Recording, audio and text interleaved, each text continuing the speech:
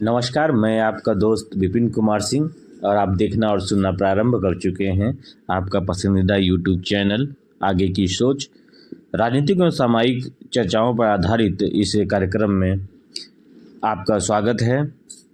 आज हम बात करेंगे बिहार में हो रहे राजनीतिक उठापटक की। बिहार में संभवतः आज या कल नई सरकार का गठन हो जाएगा।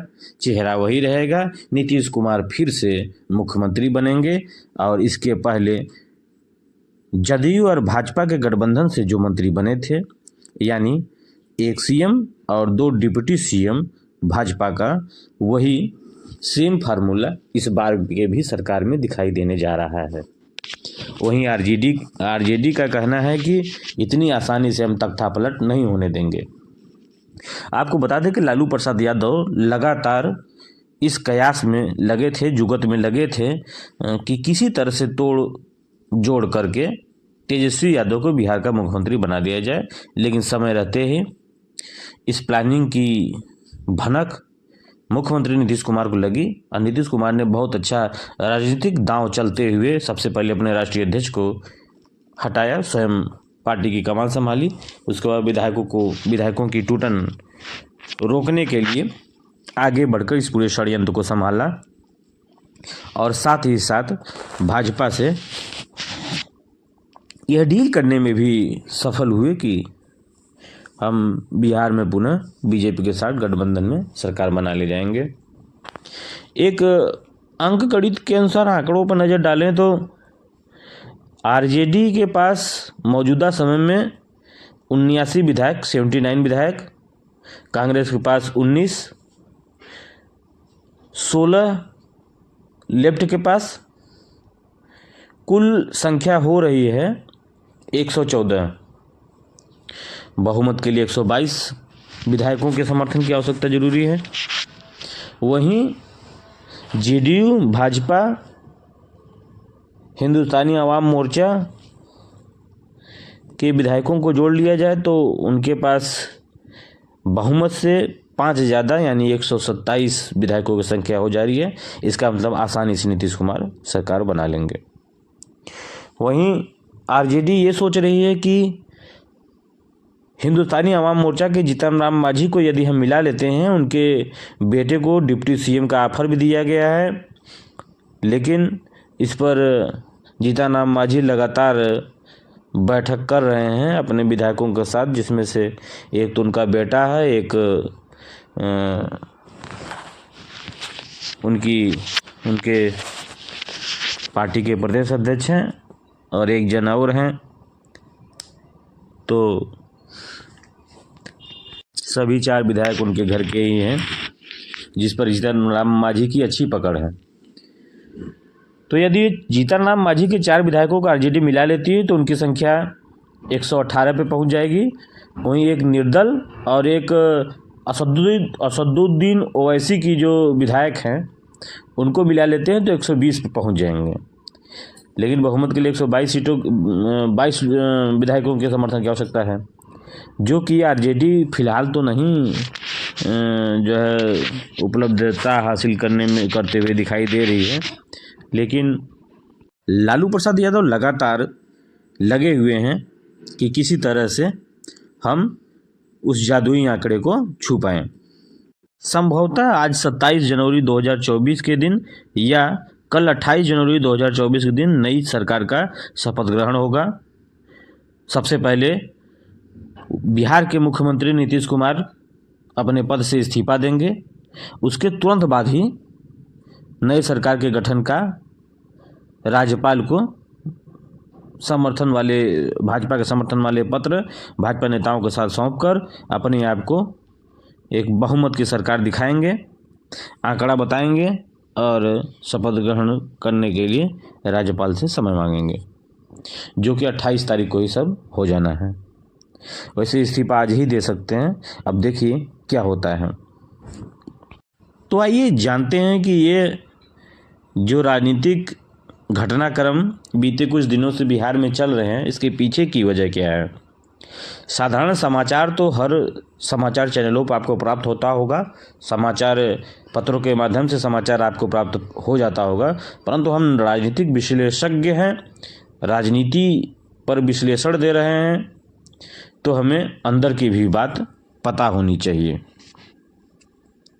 दरअसल इन सभी घटनाक्रमों के पीछे की वजह यह है कि नीतीश कुमार को इंडिया गठबंधन को में रहते हुए ये लगभग आभास हो गया था कि इंडिया गठबंधन एकजुट होकर कभी नहीं लड़ सकती।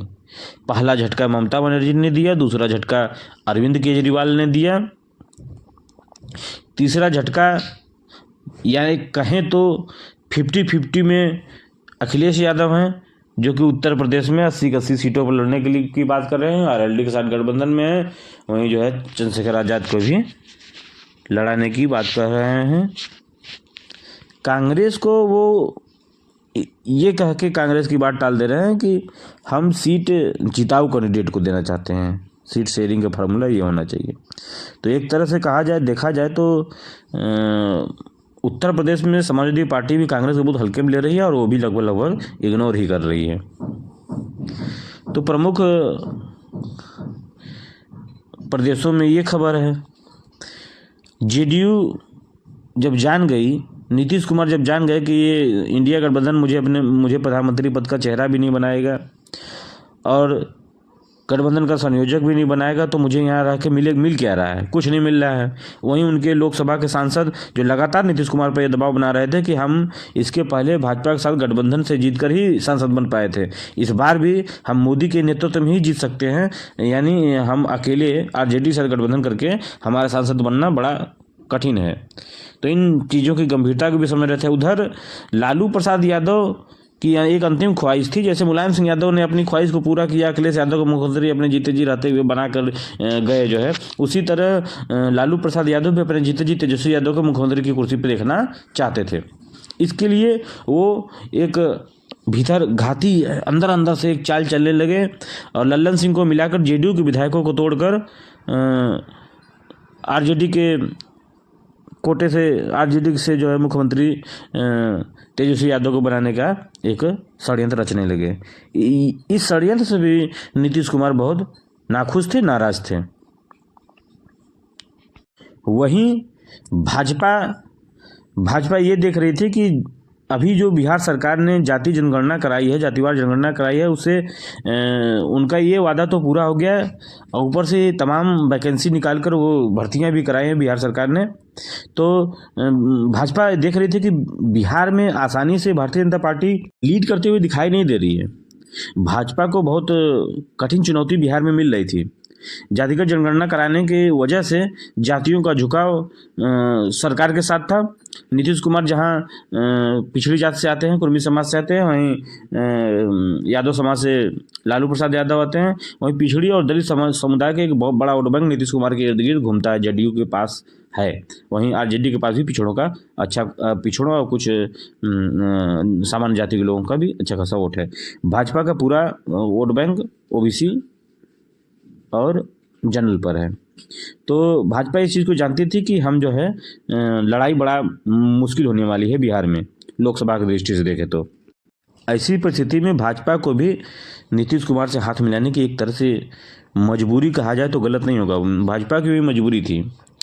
तीनों पार्टियां अपने अपने जगह पर स्वयं को मजबूत कर रही थी और तीनों पार्टियां ये देख रही थी कि हम बिना किसी दूसरे का बिना हाथ थामे यह बैतरणी पार करने वाले नहीं हैं, जिसमें नीतीश कुमार तो फिलहाल आरजेडी के साथ इस बैतरणी को धीरे धीरे पार कर रहे थे, लेकिन नीतीश कुमार को जब देखा न राज्य रहेगा, न मुख्यमंत्री पद का कुर्सियाँ रहेगा, न सरकारें बचेगी, तो हमारा क्या वजूद बचेगा समाज में, बिहार में। तो नीतीश कुमार ने अपना दूसरा, चूँकि एक मजे हुए खिलाड़ी है, इसलिए उन्होंने बीजेपी से अंदर ही अंदर हाथ मिलाया, अंदर खाने से बातचीत हुई, तय हो गया सारा चीज़। फिर उन्होंने अपने संगठन को दुरुस्त किया, विधायकों को दुरुस्त किया और आज नहीं तो कल यानी 27 या 28 को नीतीश कुमार बिहार के पुनः मुख्यमंत्री बनने जा रहे हैं। और एक तरह से नीतीश कुमार एक नया रिकॉर्ड भी बना रहे हैं। और हमको तो लगता है नीतीश कुमार का ये भी एक लाभ होते जा रहा है कि कुछ दिनों बाद यह जब पूछा जाएगा कि भारत का वह कौन सा मुख्यमंत्री है जो सबसे ज़्यादा बार मुख्यमंत्री बना, तो उसमें नीतीश कुमार ही रहेंगे। क्योंकि पीरियड के मामलों में तो मैं सही नहीं अभी गेस कर पा रहा हूँ, लेकिन जो होता नहीं है 6वीं बार 7वीं बार 8वीं बार, तो उस तरह से नीतीश कुमार का सबसे ज़्यादा बार ये कार्यकाल का भी रिकॉर्ड दर्ज हो जाएगा। वहीं भाजपा से गठबंधन करने के बाद लोकसभा की सीटें अच्छी आएंगी। हो सकता है नीतीश कुमार केंद्र में किसी बड़े मंत्रालय की जिम्मेदारी संभालें, रक्षा मंत्रालय, गृह मंत्रालय, वित्त मंत्रालय जैसे बड़े विदेश मंत्रालय जैसे किसी बड़े जो है मंत्रालय की जिम्मेदारी संभालें, या बिहार के पुनः लोकसभा चुनाव के बाद मुख्यमंत्री बने। ये उन लोगों के बीच का अंडरस्टैंडिंग का मामला है। लेकिन यदि ऐसा हो रहा है तो आने वाले दिनों में बिहार की राजनीति को मेरी दृष्टि से देखा जाए तो आरजेडी का तो सफाया है। पुनः आरजेडी अपने संगठन को मजबूत करके सरकार में आना बड़ा मुश्किल है, मुझे ऐसा लगता है। और जेडीयू और बीजेपी बहुत मजबूती से बिहार में उभरेगी और भाजपा और ज़्यादा मजबूत होने जा रही है। सुनने में ये भी आया है कि कांग्रेस के 19 विधायकों में लगभग 13 से 16 विधायक लगातार बीजेपी के संपर्क में हैं। उन्होंने अपना मोबाइल बंद कर लिया है और वह भी क्योंकि 2/3 से ज़्यादा विधायक जब दूसरे दल में जाते हैं तो दल बदल कानून नहीं लागू होगा, इसलिए मुझे लगता है 2/3 से अधिक कांग्रेस के विधायक भी सरकार में शामिल हो जाएंगे और अपना कोई थर्ड फ्रंट बनाएंगे, या फिर हो सकता है भाजपा की सदस्यता ग्रहण कर लें। बहरहाल जदयू और भाजपा की नई सरकार की ढेर सारी शुभकामनाएं। वहीं लोकसभा में भी ये लग रहा है कि उनकी अच्छी सीटें आने जा रही हैं। आने वाले अंक में हम आपको बताएंगे कि दिल्ली में किस तरह से भारतीय जनता पार्टी अपनी राजनीति को तेज करते हुए आम आदमी पार्टी को धारदार झटका देने जा रही है। आम आदमी पार्टी के बहुत सारे विधायकों से भारतीय जनता पार्टी के लोग संपर्क में हैं और उनके विधायकों को यह समझाया जा रहा है कि अरविंद केजरीवाल को जल्द से जल्द जेल भेज दिया जाएगा और आप लोग कहाँ रहेंगे। इसलिए आप सभी को भारतीय जनता पार्टी में स्वागत है और 2/3 से ज़्यादा उनके भी विधायकों को तोड़कर दिल्ली में भी सरकार बनाने की कवायद भाजपा बहुत तेज़ी से कर रही है। यह अंदर की खबर है। इस पर आगे की चर्चा हम अगले अंक में करेंगे।